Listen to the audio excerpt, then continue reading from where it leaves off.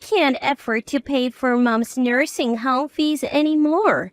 I received a call for my husband from his sister who lives in Canada. I was taken aback when I heard the message on his behalf. Nursing home fees for Mom? What are you talking about? I have been sending $1,000 every month. I had no idea about this and I informed her that Mom had already passed away. What on earth is going on? My name is Amanda, a 50-year-old housewife. I have 2 grown-up children with my somewhat submissive husband. Now, it's just the 2 of us living freely. My husband is the same age as me, is unusually submissive for our times. Because of this, we often had arguments with our children. But once they moved out, the house felt strangely quiet. Now, I sometimes think it's good that he's so submissive. I cherish the moments when I feel happy doing things for him. After my father-in-law passed away, my mother-in-law moved into a nursing home, not wanting to be a burden on us. She enjoyed talking with her peers and was content. However, she passed away from a stroke. My husband has a single sister. She moved to Canada and became a successful entrepreneur. She was the pride and joy of my mother-in-law.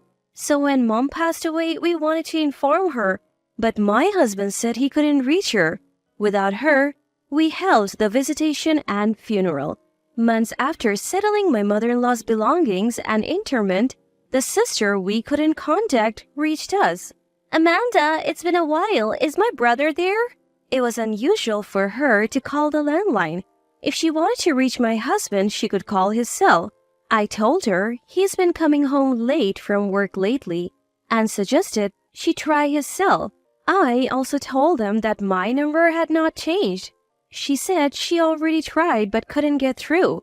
She had something important to convey, so she called the house. I offered to take a message for him and she agreed. Please tell my brother that I can't continue paying the $1,000 monthly fee for Mom's nursing home. Mother-in-law's nursing home fee requested by my husband is $1,000? What is it? I was puzzled. What was she talking about? Should I pretend to know or tell her I had no idea? But Mom had already passed away. Maybe she didn't know because she couldn't be reached. Given the situation, not being able to pay the monthly $1,000 wouldn't be a problem. I informed her that Mom had passed away months ago and that my husband tried to contact her but couldn't. She was shocked. She didn't know about Mom's passing or the funeral. She said she had spoken to my husband over the phone after that. Of course, my husband knows that his mother has passed away. Why didn't he tell her about Mom? And I had never heard about the monthly $1,000 payment. I apologize for not knowing about her contributions. My husband never mentioned it. But Mom's nursing home fees should have been deducted from her pension. If she received money from her proud daughter, she would have mentioned it. I decided to dig a little deeper. Your mother must have been so grateful, right? Well, actually, I never spoke directly with her. What? It was always through my brother, so I sent the money to his account. Amanda, what's going on? My husband uses his bank account for all our living expenses. His salary is deposited there too. I'm aware of our finances, but I have never seen the $1,000 that his sister mentioned. Just to be sure, I contacted the bank where we had closed my mother-in-law's account to check the transactions. But there were only her pension deposits and the monthly nursing home fees being deducted. So where did the $1,000 his sister mentioned go? It means my husband has a bank account I don't know about. I asked her for the account details and the bank's name. Throughout our conversation, she was trembling with grief over her mother's death and anger for not being informed about the funeral. What is my brother hiding, not telling me about our mother's death? Unbelievable. I want to fly back to the US and confront him right now. I promise I'll uncover whatever he's hiding. I didn't know what else to say at that moment. I never imagined I would be a victim too. After hanging up, I decided to search my husband's room. After our kids moved out, he wanted a study for himself. I didn't mind him using the spare room. Our sleeping arrangements had changed over time and I often found it convenient. However, I have been told not to go to sleep before my husband gets home. So I wake up reflexively when the front door opens, but he always told me not to enter his study.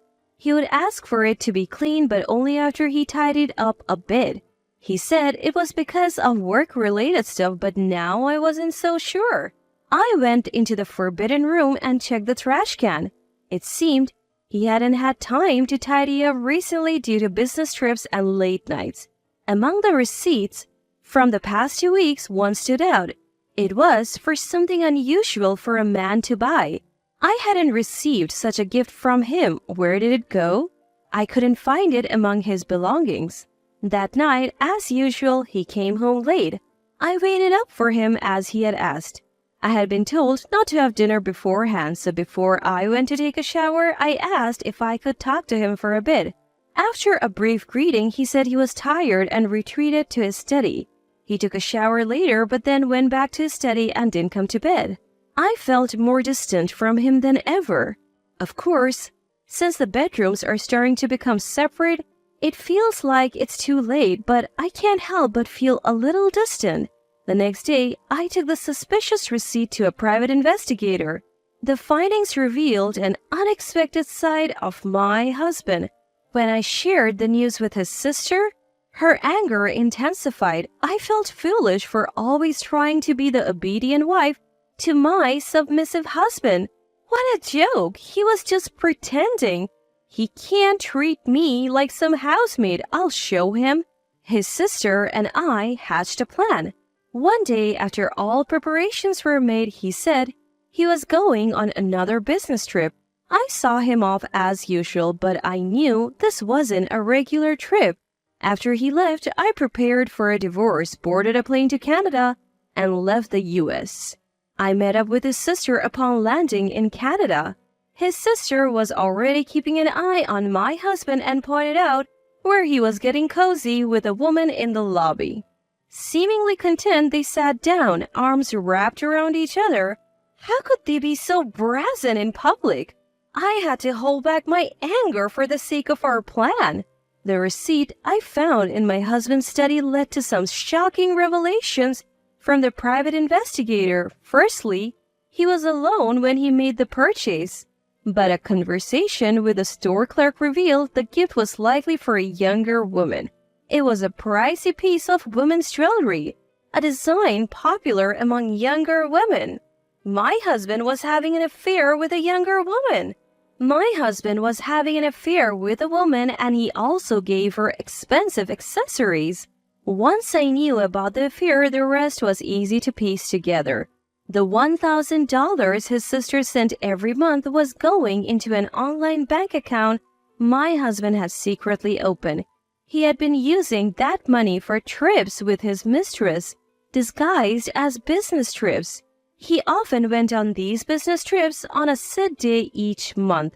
From this pattern, we deduced he would be in Canada today and executed our plan. His sister mentioned he had been to Canada before without any apparent reason, probably scouting locations to impress his mistress. And this was after his mother passed away. How could he not tell his own sister the truth? He seemed like a devil in disguise.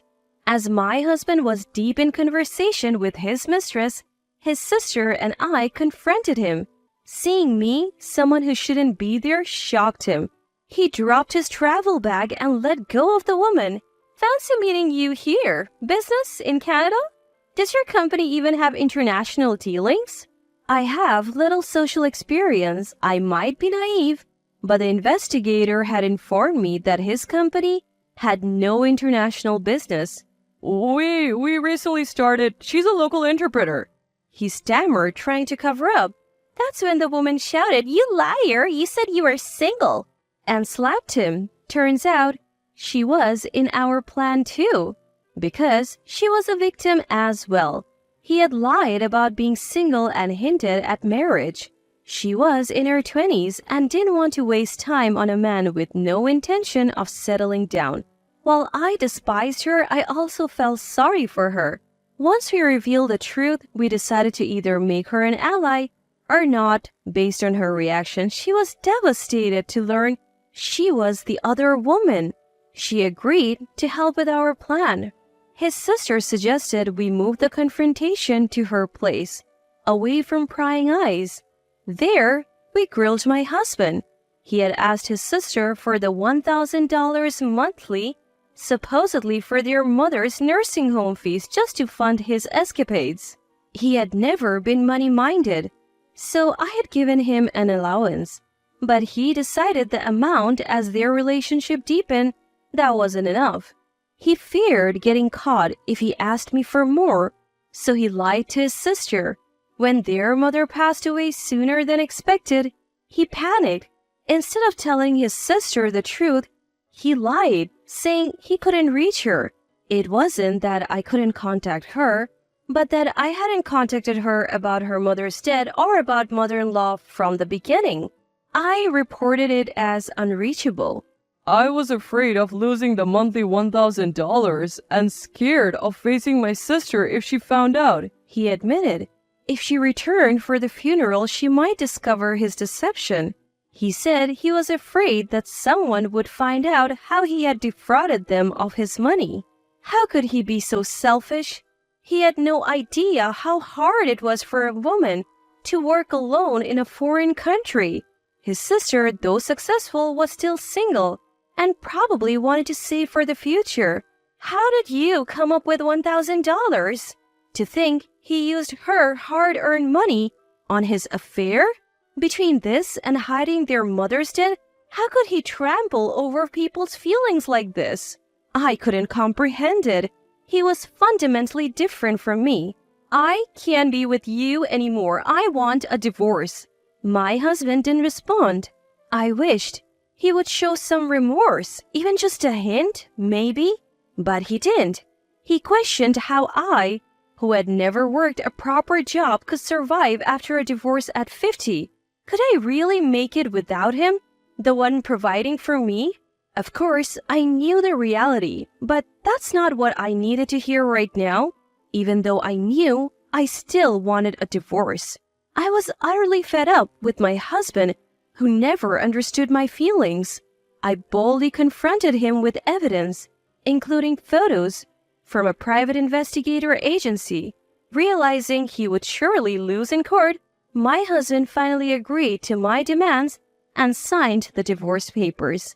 The next day, my sister-in-law kindly offered to let me stay until my flight back to the U.S.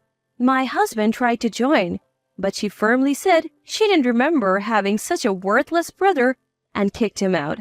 I hadn't submitted the papers yet, but emotionally, he felt like a stranger.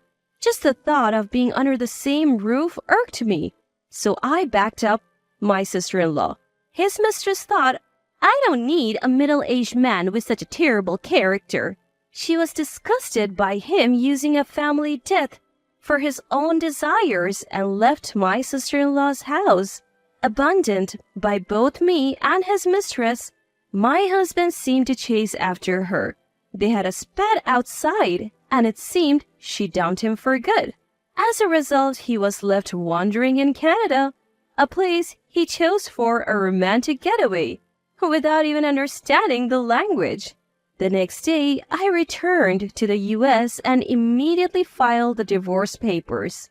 I also moved to a new place I had been preparing for. Though I had limited experience in society, I wasn't a housewife for no reason. I had saved money secretly over the years, and when I told my kids about everything, they offered some support. In today's age, 50 is still young. I believe I can start a second chapter in my life. From time to time, my kids visit, and my days are filled with joy. In fact, I feel my relationship with them has improved since the divorce. As for my ex-husband, he somehow managed to return from Canada. But the home he returned to was a mere shadow of its former self. He didn't expect me to act so quickly. He probably hoped to persuade me to reconsider the divorce after returning, Now that it's impossible, he must be in shock. In future, he will be burdened with a divorce settlement from me and repaying the money he deceitfully took from his own sister. I also heard his mistress is suing him demanding, "Give me back my 20s."